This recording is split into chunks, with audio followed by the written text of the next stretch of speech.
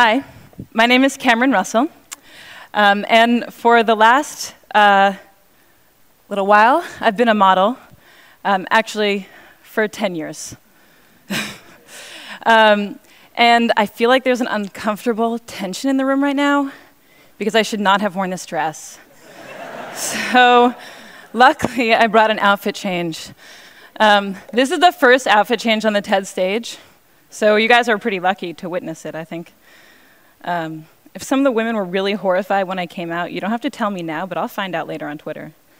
I'd also note that I'm quite privileged to be able to transform what you think of me in a very brief 10 seconds.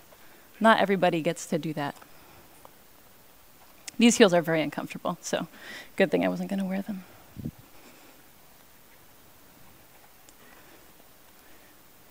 The worst part is putting this sweater over my head because that's when you all laugh at me, so don't do anything while it's over my head. All right. So why did I do that? That was awkward. Well,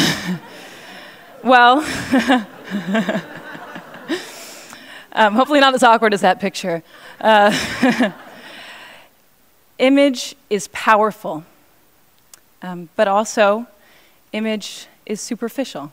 The years, over time, the term feminism has caused an uproar, calling to mind the images of lively debate with hands in motion, sometimes with some banging of the fist on any available surface, thereby making it an annoying term. Regardless of this, it has not prevented it from being a popular topic of discussion, despite the fact that the topic of discussion is not clear. This lack of clarity is based on either limited knowledge or prejudiced representation. Beasley, 1999.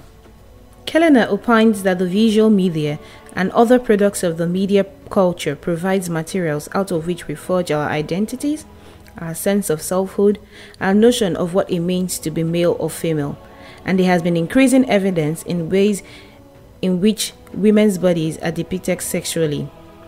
The visual as the manifestation of consumer and male desire, the magnitude of advertising's influence, and gender in the political realm.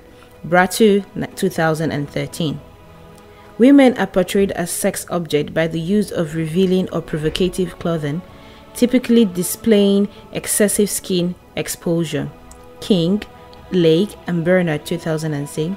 Seidman, 1992. Smith, 2005.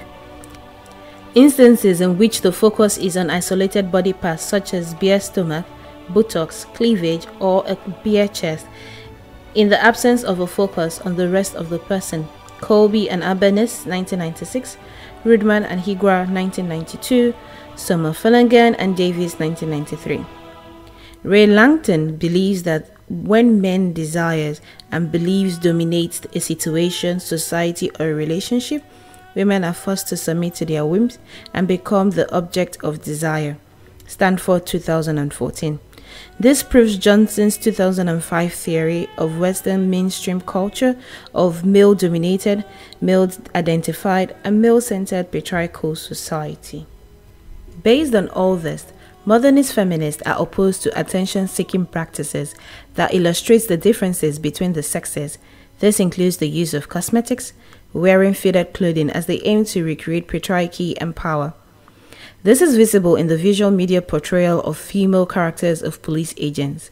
For example, in the television show The Blacklist, the female FBI agents are never seen to wear fitted clothing. They usually appear in a pair of trousers with blazers that cover their feminine contours. This is aimed so that they can look as equals in power and strength to their male counterparts without the need for them to lean on them for support.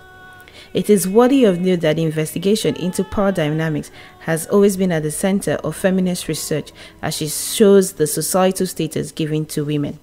Post-structuralist feminist challenges the body politic views of the modernist feminists by re-examining the dichotomy between feminism and femininity. Post-structuralists believe that this re-examination will allow females to be feminine and also be feminist without affecting their feminist belief. Gans, 2006. This includes the use of cosmetics, fitted clothing, high heels, amongst others.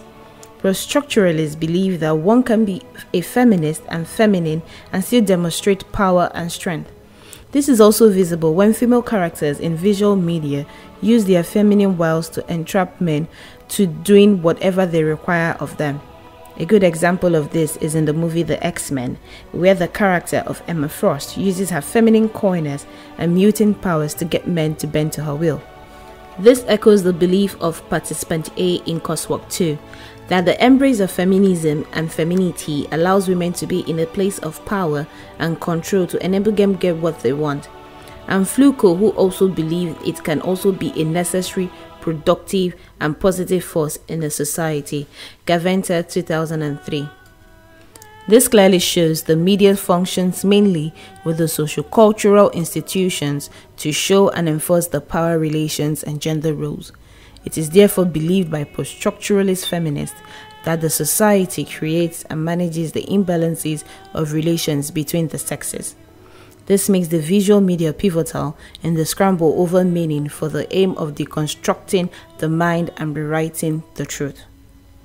Gender is not supposed to be used to detect identity, but should be used as a symbol of unity. A traditional woman is different from a contemporary woman. This is justified by Judith Butler on how women have been working towards establishing self-independence and can be seen not in the content given by the media to the public, to say that a woman is more of a product, more of a consumable, or more of a commodity as against what she thinks of herself, what she knows of herself, and who she really is. Post-structuralists argue that there is no problem with the representation of women in the media. However they want to sell or project their activities is all up to them. A woman whom the advertising agencies and structures of publicity indulges or carries out certain activities is self-aware, independent and strong without necessarily seen as a product to be consumed.